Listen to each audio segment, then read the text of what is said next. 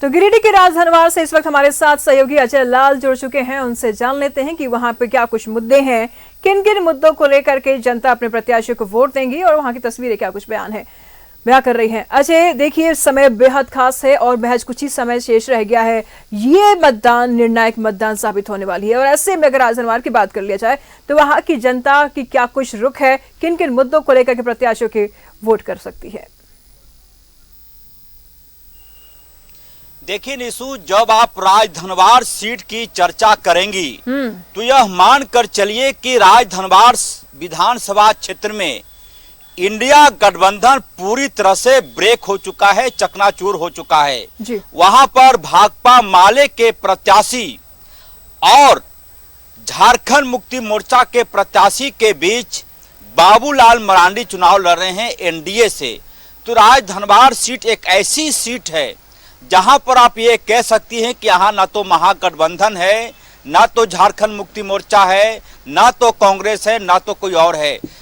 त्रिकोणीय मुकाबला यहाँ पर हो रहा है और झारखंड मुक्ति मोर्चा ने भाकपा माले के लाख मना करने के बावजूद अपना प्रत्याशी दे दिया और इस मुद्दे को लेकर टकराव की स्थिति भी देखने को मिली थी जब भाकपा माले के राज सचिव मनोज भक्त ने यहाँ तक कह दिया था कि यदि सरकार बनती है तो मेरा कोई विधायक मंत्री नहीं बनने जा रहा है, ये लिख कर रख ले इंडिया गठबंधन के लोग। और भारी मन से एक प्रकार से आप कह सकते हैं कि विरोध रूप स्वरूप भाकपा माले शुरू से ये कहता रहा है कि राजधनवार सीट पर भाकपा माले का अधिकार बनता है, आप वहां उम्मीदवार ना दें। लेकिन झारखंड मुक्ति मोर्चा ने एक विशेष वर्ग को ये दिखाने के लिए कि हम आपके बहुत ज्यादा सिंपैथी रखते हैं आपके साथ, हम आपका सबसे ज्यादा हितैषी हैं, एक ऐसा प्रत्याशी दे दिया जिसके बारे में कहा जा रहा है कि सिर्फ और सिर्फ वो भाकपा माले को नुकसान करेंगे। इन सब के बीच बाबूलाल मरांडी लगातार इस सीट पर अपनी जो पकड़ है वो मजबूत करने की कोशिश कर रहे हैं। 20 नवंबर को यहाँ पर वोट डाले जाएंगे। इस वक्त 2024 के विधानसभा चुनाव के लिए रन तैयार है, रणभेड़ी भी बच चुकी है, पहले फेज के मतदान भी हो चुके हैं और मतदान के अगर आंकड़ों की बात कर लें तो बेहद सुखद रहे हैं। अब दूसरे फेज की बारी है। दूसरे फेज में संथाल और कोल्हान की अगर बात कर लें या विधानसभा चुनाव की अगर बात कर लें तो कोल्हान और संथाल ये दोनों ही ऐसे जगह हैं, ऐसे क्षेत्र हैं जहां पर ये निर्णायक होते हैं। फिलहाल संथाल की अगर बात कर लेते हैं तो राजधनवार से हमारे सहयोगी अजय बने हुए हैं। अजय से जान लेते हैं कि जहां एक तरफ बाबूलाल मरांडी ने अपना संभाल रखा है हथियार को, तो वही दूसरी तरफ लड़खड़ाती हुई कांग्रेस कैसे नैया पार करेगी, माफ कीजिएगा इंडिया गठबंधन कैसे नैया पार करेगी। देखिए राजधनवार विधानसभा सीट की मैं चर्चा कर रहा था निशु, और यहाँ पर जैसा कि मैंने पहले भी कहा कि राजधनवार विधानसभा सीट एक ऐसी सीट है जहां पर आने के बाद आपको अलग अलग खेमा नजर आएगा। झारखंड मुक्ति मोर्चा का खेमा अलग है, भारतीय कम्युनिस्ट पार्टी माले जो माले लेनिनवादी है, मार्क्सवादी लेनिनवादी भाकपा माले, उसका अलग खेमा है। ये जो राजधनवार विधानसभा सीट है ये कहा जाता है कि भाकपा माले की यह सीट रही है। इंडिया गठबंधन जब से बना तब से भाकपा माले इस राजधनवार विधानसभा सीट पर अपना दावा ठोकती रही है और भाकपा माले ने साफ कह दिया था कि चाहे कुछ भी हो जाए, दुनिया इधर से उधर क्यों ना हो जाए, राजधनवार विधानसभा सीट भाकपा माले किसी और के लिए नहीं छोड़ेगा। लेकिन चूंकि गांडेय विधानसभा सीट पर कल्पना सोरेन चुनाव लड़ रही हैं, लिहाजा झारखंड मुक्ति मोर्चा ने मैसेज देने की कोशिश की कि यदि सरफराज अहमद वहां से नहीं है तो हमने एक मुस्लिम प्रत्याशी राजधनवार विधानसभा सीट पर दिया है। एक मैसेज देने की कोशिश है मुस्लिम समाज के बीच में कि गांडे से आपको अलग किया है तो देखिए धनवार में हमने एक मुस्लिम प्रत्याशी दे दिया, इसका मैसेज देने की कोशिश। और भाकपा माले लगातार ये कह रही अपनी सभाओं में, कल 2-3 घंटे तक राजधनवार में रहने के बाद जो महसूस हमने किया कि भाकपा माले ये कह रही है झारखंड मुक्ति मोर्चा के प्रत्याशी का वो विरोध नहीं कर रही है खुले तौर पे कि ये निकम्मा है, किसी काम के नहीं है, जो चुनाव के दौरान जो आरोप लगते हैं। भाकपा माले बेहद सलीके तरीके से कह रही है कि झारखंड मुक्ति मोर्चा के प्रत्याशी बेचारा हैं, उनको माफ कर दीजिए, वो ना चाहते हुए चुनाव लड़ने आए हैं, आपके सबसे बड़ा हमदर्द मैं ही हूं, यानी भाकपा माले। इस तरह की बातें हो रही है और झारखंड मुक्ति मोर्चा के प्रत्याशी को बेचारा बनाने की कोशिश में है भाकपा माले। ये रणनीति है भाकपा माले का, वामपंथी पार्टियों का।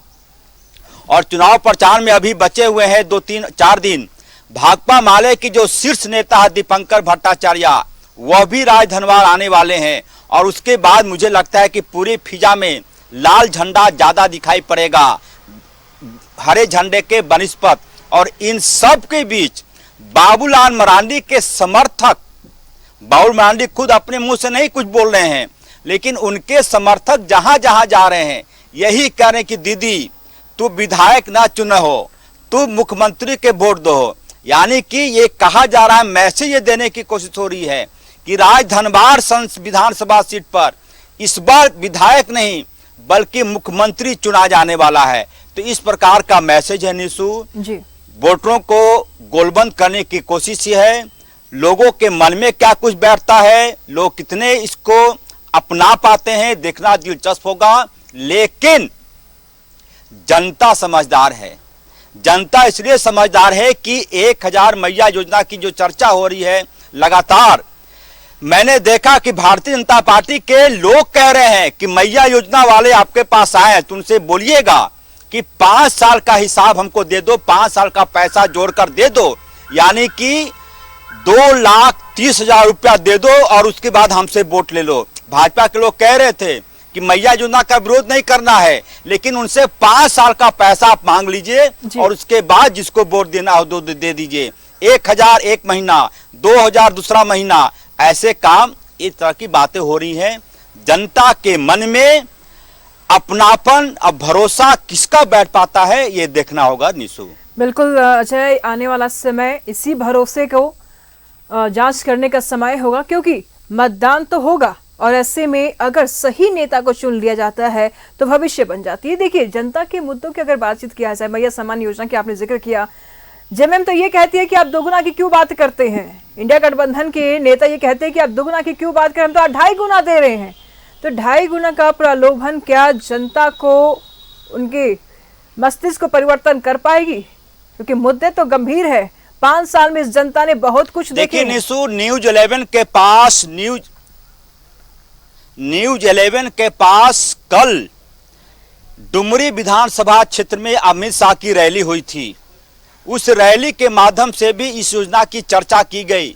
खुद भाजपा के शीर्ष नेता ने कहा कि आप छत्तीसगढ़ चले जाइए, हमने महतारी योजना का फॉर्म भरवाया था और हमने देना शुरू कर दिया सरकार बनने के अगले ही महीने से। तो योजना ऐसी होनी चाहिए जो सरकार आए और उसको लागू करे। जाते जाते कोई सरकार योजना को लागू नहीं करती। एक भारतीय जनता पार्टी के एक नेता डुमरी में भाषण दे रहे थे, कह रहे थे कि जिंदगी भर सास को आपने ताने देते रहे, सास को अच्छी सब्जी नहीं खिलाई, अच्छी रोटी नहीं खिलाई, और जब ये लगा कि सास अब मरने वाली है तो बहू उसको अंगूर खिला रही है, काजू पिस्ता खिला रही है। मतलब साफ था कि जब सरकार के कार्यकाल का 2 महीना बचा हो, वैसे में 1,000 रुपया का मैया योजना, ये प्रकार से वोट खरीदने की कोशिश है। न्यूज 11 के कैमरे के पास लगभग 50 से ज्यादा ऐसे वीडियो हैं जिसमें ये लोग कह रहे हैं कि वोट खरीदने के लिए एक नया प्रपंच था ये जी। अन्यथा सरकार जागरूक रहती, सरकार संवेदनशील रहती तो ये योजना सरकार बनने के बाद कोरोना से सरकार परेशान रही थी, लेकिन उसके बाद लागू किया जा सकता था।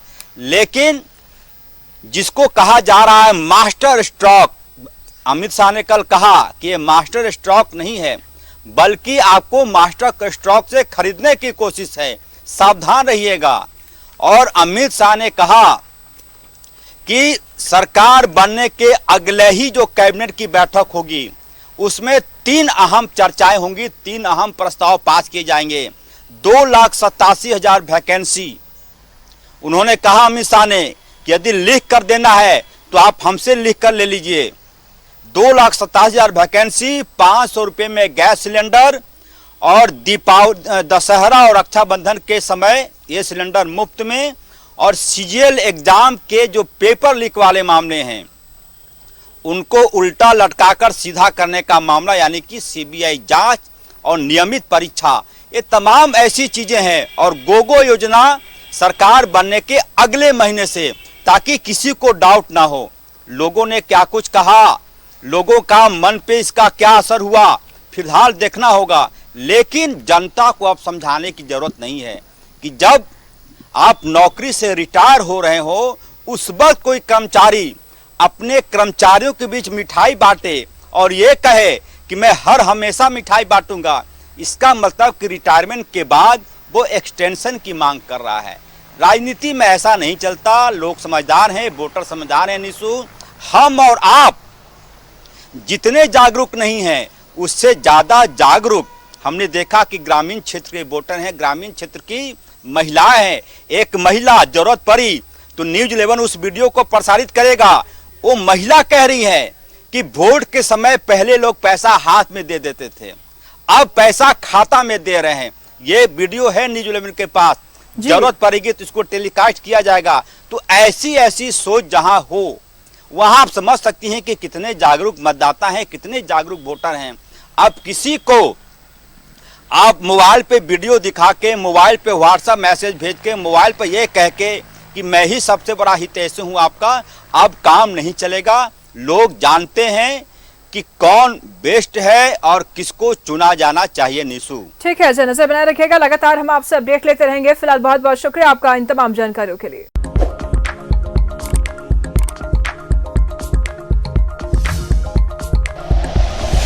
Like and share videos, subscribe करें हमारा चैनल और प्रेस करें बेल आइकॉन। न्यूज़ 11 भारत, सच है तो दिखेगा।